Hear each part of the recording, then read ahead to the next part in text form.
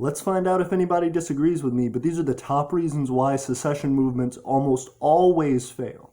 Hello all newcomers and welcome back fellow Aeternians. Today we're going to be talking about secessionist movements. Now, as you all know, my micronation, the Empire of Aeternia, our micronation, is a realist micronation. If you haven't talked about realist versus fantastic micronations, we've talked about it on the channel. You can find that over here.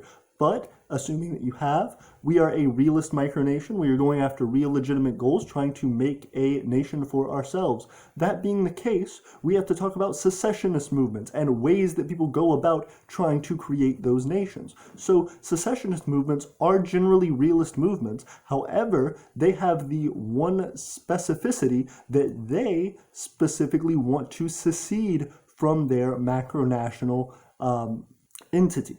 That being the case, they hope to actually break away and find some way to separate themselves as a sovereign, unique entity from their larger mother country, their macronation. This is a large reason why a lot of micronational movements fail. Now, whether we're talking about small online micronational startups, things that you would find online, we may be considered one of those, or at least somewhere in between, or whether you're talking about full-fledged secessionist movements, such as Catalonia in Spain, or Ireland in the UK, a lot of these movements end up failing because of the idea of secession, because of how difficult that is, because of the constraints involved, and because generally, regardless of their claims, regardless of the things that they are interested in doing, regardless of their right to sovereignty, their macronation is not going to allow them to do that. The country that they reside in is not going to be comfortable just letting them go. It's a loss of resources, it's a loss of people, and it allows them to be fractured further because there's legal precedent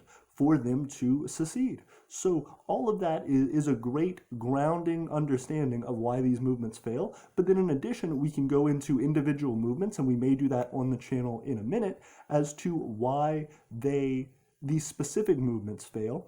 But we're going to go into another thing, which is you don't want to be considered a negative secessionist movement. Now, you would say, oh, well, a lot of secessionist movements are considered negative, and while that may be true, there are ones that are worse. There are ones that you specifically don't want to be known as, like these guys, or these guys, or any of these guys.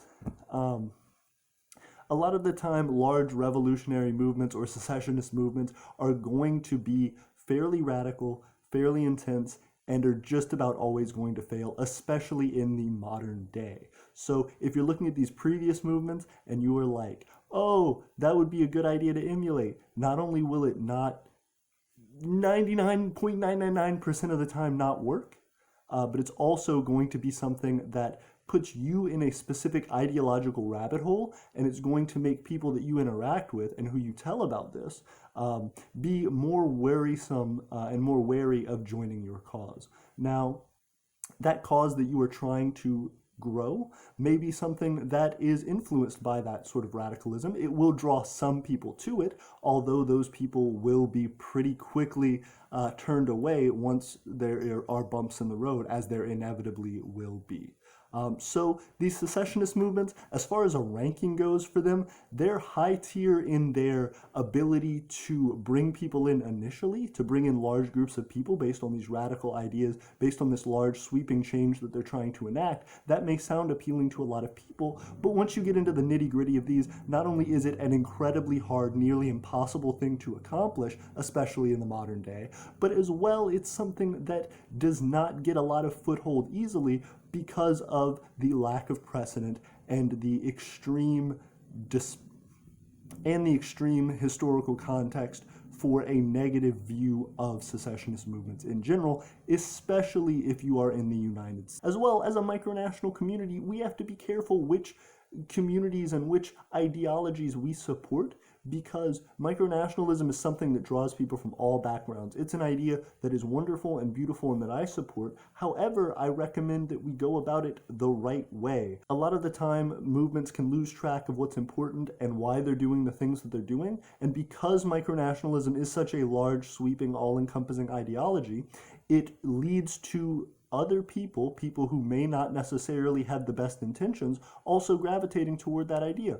There is a freedom of speech, a freedom of identity there that should be expressed and should be allowed to be expressed. However, for the majority of us, I think we don't want guys like this crawling into the micronational community. As well, they do make us look more radical than the majority of us actually are. Now, there's a lot of debate, and there will be ongoing debate, I'm sure, in the comments about whether secessionist movements are good or bad. And when we see things like that online, it seems like this is a creative endeavor, and it is an outlet like a lot of us see micronationalism. Now, again, micronationalism can be a realist pursuit, and we can have serious goals and endeavors in achieving that. However, we shouldn't go to radical ideologies in order to achieve those goals.